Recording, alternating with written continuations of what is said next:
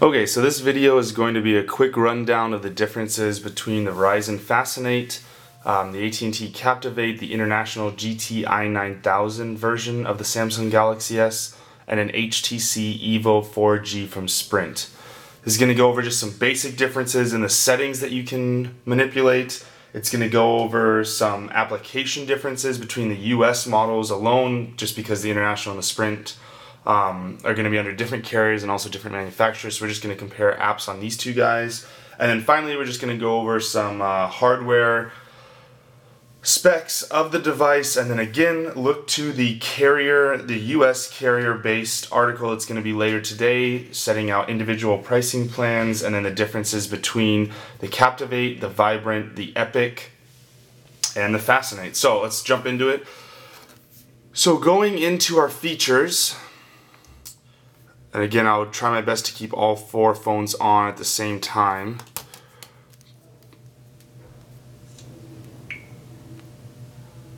So let's go in there. Again, this is going to be an amazing feat if I can do this all without having any of them go dormant on me.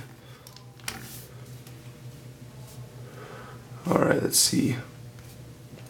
So we'll go into wireless and networks, and as you can see on the HTC EVO, we can go down and manipulate the mobile network on or off button, which you can see right there. But on these other two guys, obviously the Fascinate has a little bit more features than the Captivate in terms of what you can manipulate, but in the end it comes out to about the same. As you can see, there's a mobile hotspot setting that the Captivate does not share with its Fascinate brother. Verizon, that is a Verizon only option, and it is Verizon's Fascinate and Sprint's Epic that are the only two Galaxy S devices currently out that can do that mobile hotspot feature.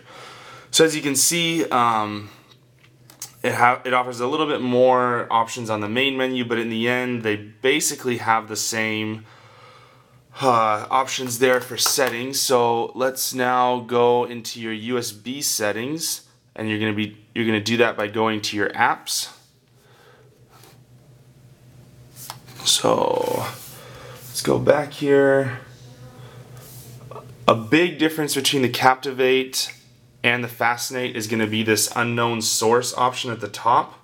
The unknown source essentially allows you to add applications to your phone that you don't find on the application market. So examples of this could be Trillions beta, TweetDeck's beta, Swipes beta. Those kind of applications will not install on the Captivate. Obviously the Captivate and the Fascinate both come with Swipe pre-installed, but you can see how in the end this might become annoying if you're trying to do some new software testing or anything like that. Now again, you can always install these applications over a USB connection with a computer, but just wanted to let you guys know that. Also for USB settings, the Captivate has a KAIS, a media player, a mass storage, and an Ask-On connection, whereas Verizon's option is different. You go into USB settings, USB mode, and then you just have two options, mass storage or media sync. Sorry, it's kind of hard to see there. There you go, mass storage or media sync.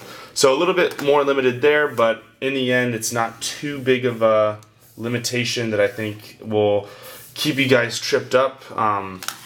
So let's now go into the applications that I was talking about earlier. Let's go back here. Okay, so some of the differences between the Fascinate and the Captivate are going to be that, again, Verizon has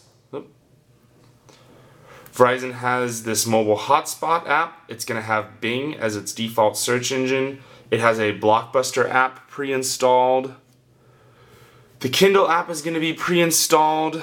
And finally, the all-coveted feature for Verizon phones at the moment, Skype Mobile. Now, Skype Mobile will only work over a 3G connection. It is currently not set up to work over Wi-Fi. When I started it, that's the details that it gave me. But again, this feature is exclusive to Verizon at the moment. I believe the contract is going to be up around January of this next year. But again, keep that in mind. If Skype's something that's important to you, then the Fascinate is one that has it. Oh.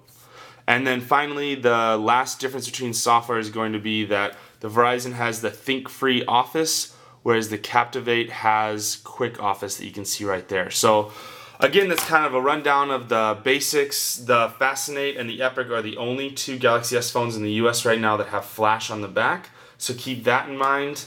And again, look to our article for all the hardware differences between the Captivate, the Epic, the Fascinate, and the Vibrant later today, along with carrier pricing. Thanks again for tuning in, and hopefully this video was helpful.